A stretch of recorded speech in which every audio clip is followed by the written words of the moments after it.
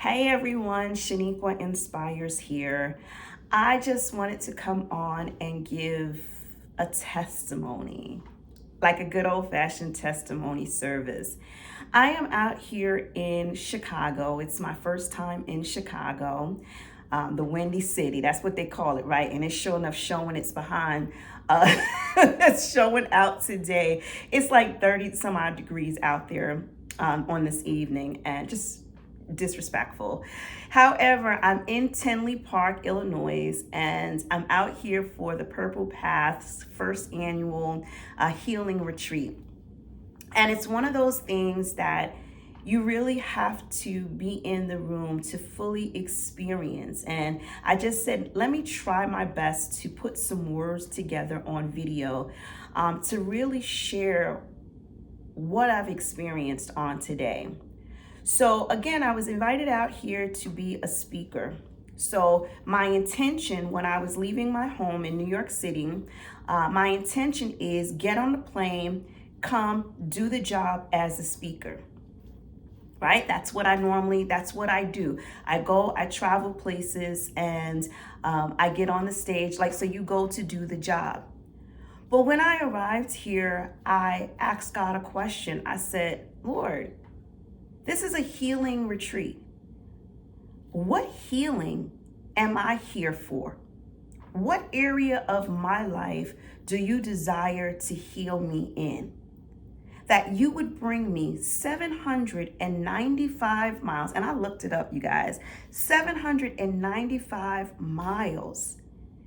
The Lord would carry me away from what's familiar, away from the normal surroundings, that he would uproot me 795 miles away from my home, just for my healing. So I knew I was coming to speak to the ladies who were attending this retreat about their physical wellness, their physical healing. So I talked to them about, you guys know what I love to talk about and what I'm passionate about talking about is the detoxing, to reset my body. And I talked about some of the supplements that I have in my health and wellness shop. And I talked about some of the things that I have implemented in my daily regimen that I know work and help me to get myself in order. So I was able to bring forth physical healing. And a lot of the ladies were coming up to me and they were sharing with me how impactful they thought that my message was and how it was needed. Like, the Lord literally brought me 795 miles away to help someone else get their physical healing. That's how important we are to God. We are just that important to God that he would bring someone 795 miles away from their home to deliver a message, to deliver a word, probably on some of the things that the Lord has already spoken, but sometimes we need to hear it again and again and again. And it's that one time when we hear it that it really registers and it really connects when we're in the right environment.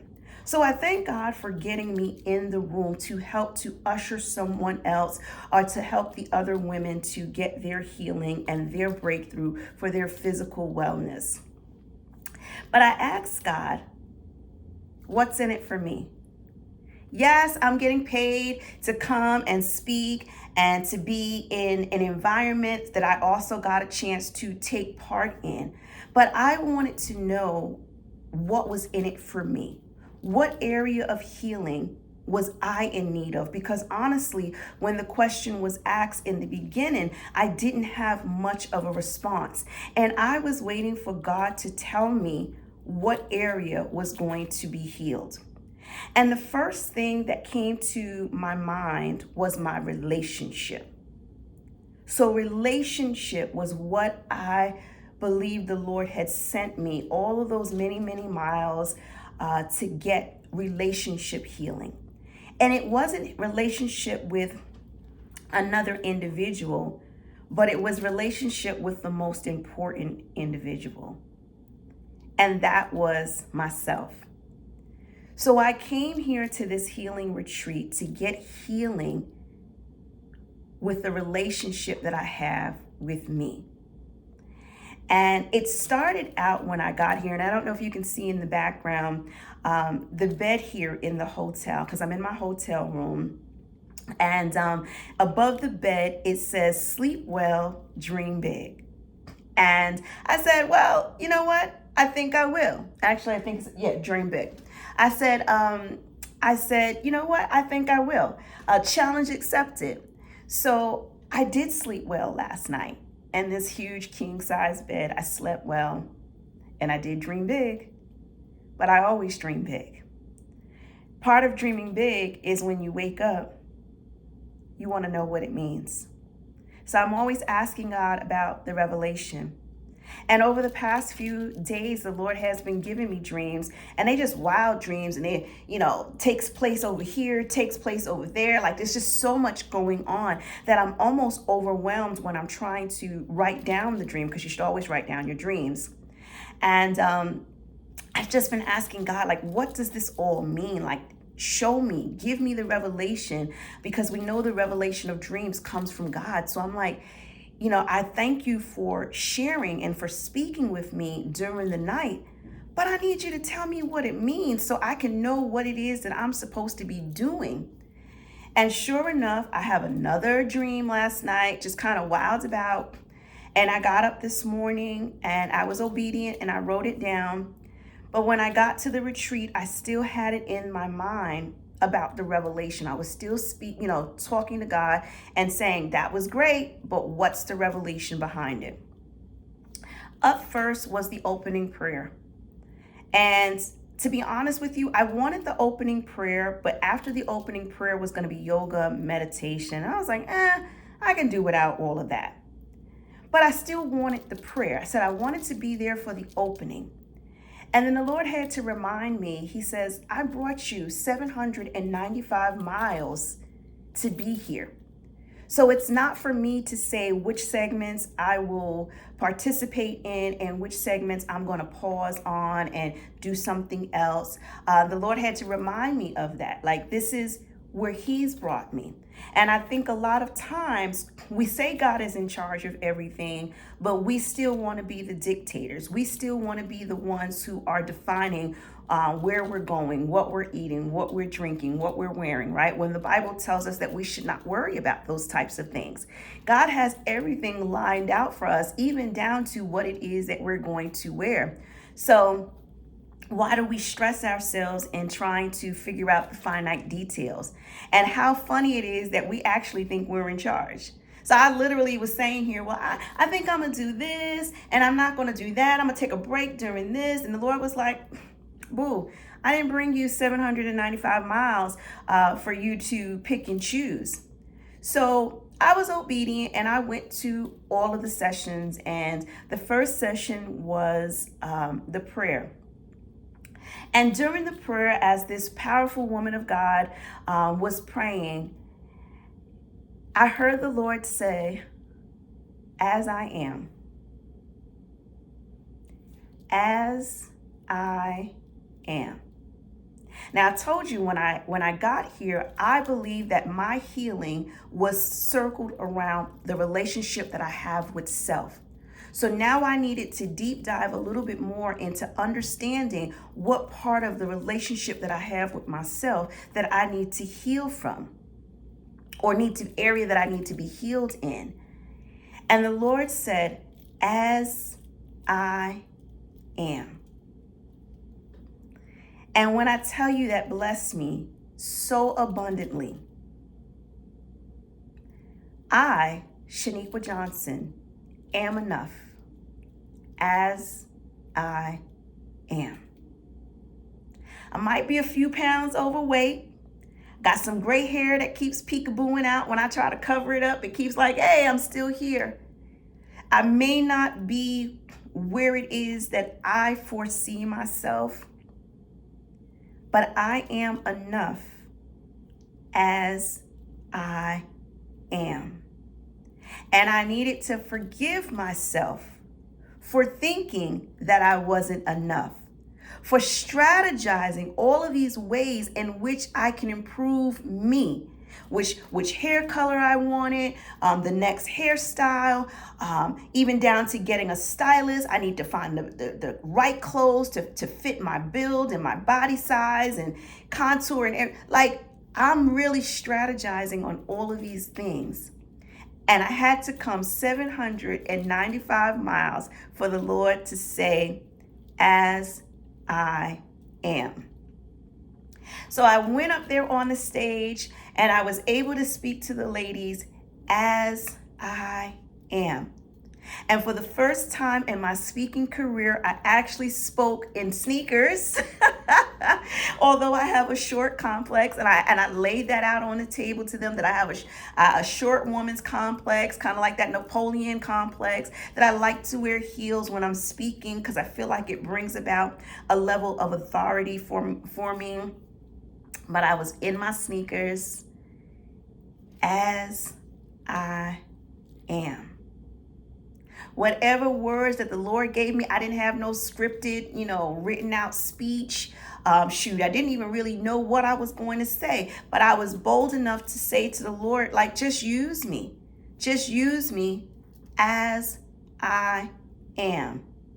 We had pizza for lunch. I had too many carbs. My stomach was a little pudgy, but as I am.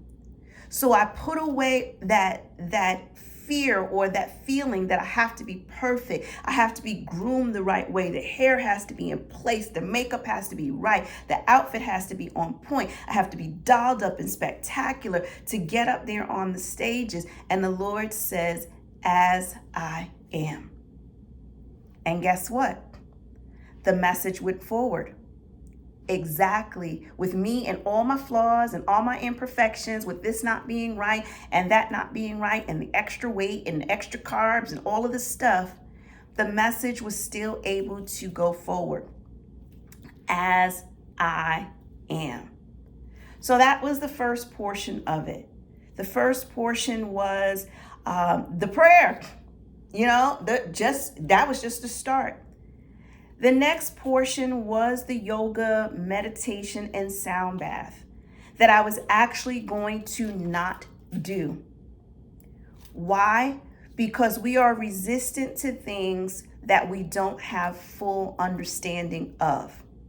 And the Lord had already been putting ideas and thoughts in my head to get me prepared for this moment. And although I'm wearing a dress, you guys may not see, but I'm wearing a dress. I'm not prepared for yoga to be, downward dog and all of this thing. Fast forwarding through, I did do the yoga, the meditation, and the sound bath.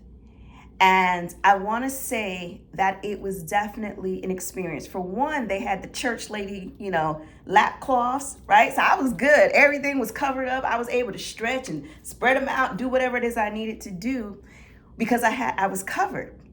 So the Lord had me covered. And one of the things that I went up to the young lady that was doing the segment, and I mentioned to her, I said, one of the reasons, because she asked the question, who has done yoga before? And I raised my hand. I said, I've done yoga before. But what I didn't get a chance to share was when I did yoga, I didn't like it. I think every single time I did yoga in college, I've done yoga at another retreat. And every time I've done yoga, I didn't like it. And I expressed to her, because again, this was a safe space and I'm here for my healing. So when you're ready to heal, you gotta open the door. You gotta open up so that you are exposing what the problem is. And I told her, I said, the reason why I was resistant to yoga is because it always made me feel insecure. I always looked at the instructors and they would do these poses and I'm like, well, I don't look like that. I'm not doing it like that. So I always judged myself on how I was doing something and it made me feel very insecure. So yoga, checked it off because I've done it, but it's not my thing to do. And I promise you, after this yoga session, I did not feel inadequate. I'm enough. As I am. The way I move my body is enough. It's perfect for me. And I did not feel inadequate. I didn't feel like I was internalizing that I'm not as good as someone else. That imposter syndrome wasn't rearing its ugly head. So that was the yoga portion of it. Now the meditation I meditate because it's after you pray, meditation go hand in hand, prayer and meditation. So I'm accustomed to the meditation. But the sound bowls, right? They use the sound bowls and they set these chimes and everything like that. And I've been a little resistant based off some of the things that I've heard from other people. But I said to myself, I said, Lord, you brought me 795 miles and you told me I was not to skip this, right? Because I was going to skip this segment. So if you have me here, I know you have something in store for me. So we were laying down on the yoga mats and they gave us yoga mats. I said, yay, I got another yoga mat that I could probably actually use this time. And they started using the bowls. And the whole time I'm talking to God, right? The whole time I'm talking to God. I'm like, Lord, what is it that you need me to do? Like, why am I here? What do you need to say to me? I'm not going nowhere. What is it that you need to say to me? That's when the revelation of the dream started to come. I kid you not. So much so that I actually started to visualize certain things. One of, and the lady that was doing the sound bath, she actually said she was walking around and she was, it's with the bowls and she was banging on the bowls and she was walking around. I had my eyes closed. I had no idea that this woman was moving around. I'm in my zone. I'm talking to the Lord. I had no idea she was moving about the premises. So I overheard her explaining to someone after what it was, like what each bowl represented. Before I even heard that, I kid you not, while I'm in my meditative mode, in my meditative state, and I'm talking to God, I visualize my heart. With each beat, it's opening bigger, and it's doing literally just like how my hands are doing. It would go bigger, bigger, bigger with each beat. That's what I was visually seeing. And so when I heard about one of the bowls was about the heart, and I had to go over to her. I had to give her a hug. I don't know, because I'm not a hugger. If you guys know me, I'm not a big hug, especially during the COVID. Yeah, I ain't trying to be all up in people's spaces and everything like that. But I had to hug her. It just came out of me. I hugged her and I thanked her for that segment. And we began to talk about it, and she shared more with me. And I was able to share with her the vision that I had seen before I even knew what was going on, before I knew she was moving around, before she had this bowl that was speaks specifically to the heart. And I actually was visualizing that. And I shared it, and me sharing that with her was a blessing to her. And I think I need to do another video as a testimony for her, so she can use that in her practice. But it was just so enriching of my soul. And then we go in and we start having speakers, and the first one up was talking about the mental wellness. And that's my groove, that's my lane, that's where I love. And she was just hitting heavy with some major points, and I was jotting down my notes. Then we had lunch, and I went up.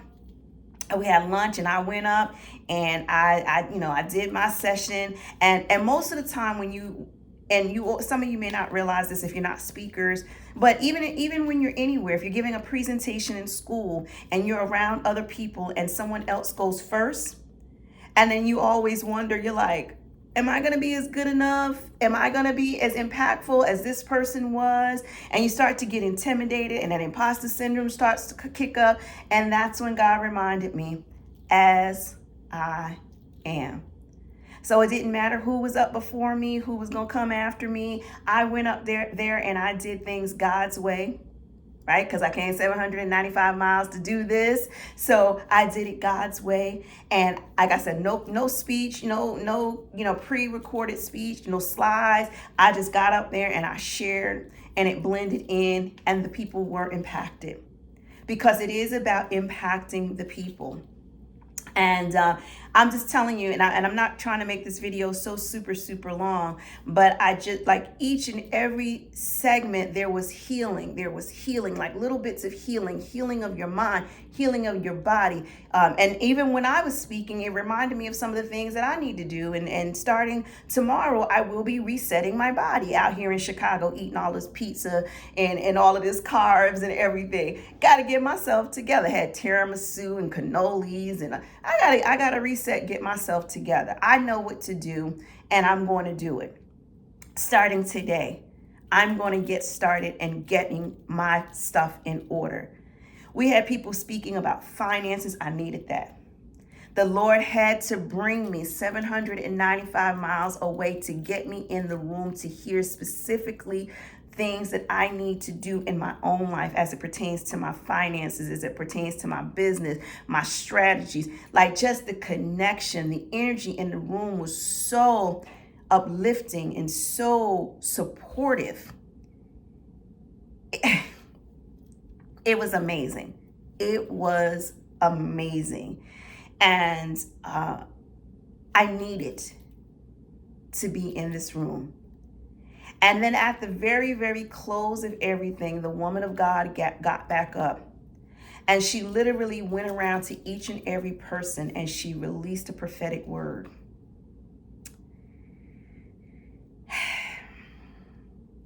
I don't know why God loves me the way he does,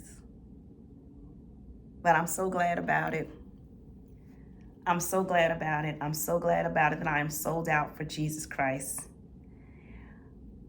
And I feel loved. I see him. I feel his hands on me. And I am perfect just as I am.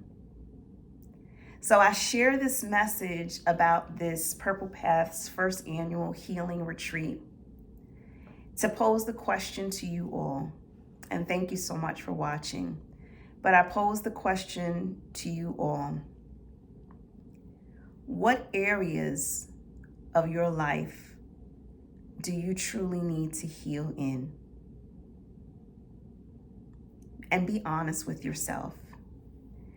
And to be honest, don't answer the question for yourself, right? Because you, as your representative, you're going to say the obvious. Oh, I need to get my health in order. I need to lose this weight. I need to do this. I need to do that. But ask God, what areas of your life do you need healing in?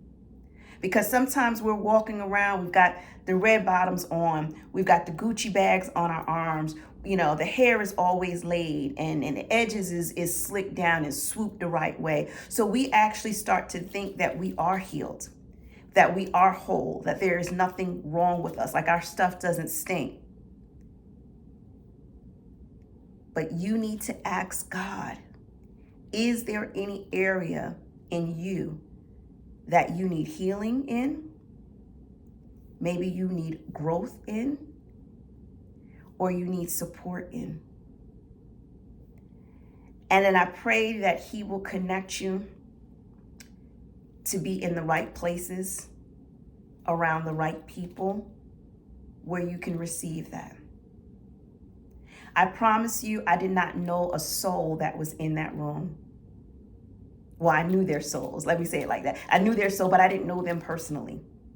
Even Dr. Sheniqua Jones, that's my namesake. Dr. Sheniqua Jones, she was the one who was hosting the event. I didn't know her. She one of my Facebook friends. And somehow, I don't even know how we connected, but the fact that we share a first name, that's when I reached out. I was like, oh, my namesake. We're going to support my namesake. Like, of course, we're going to click like. We're going to, friend request. And she reached out to me. We don't communicate. I don't have her phone number. We don't communicate. And she saw something in me. My online presence saw something, showed her something. And she invited me And again, I don't know if she's ever heard me, speak or whatever. I was a guest on her podcast, but we had already had the arrangement for me to be a speaker at her event before I did that. But again, I thank God for thinking so much of me that he would whisper my name, or he would put my, my profile, my landing page will, be put in someone's path.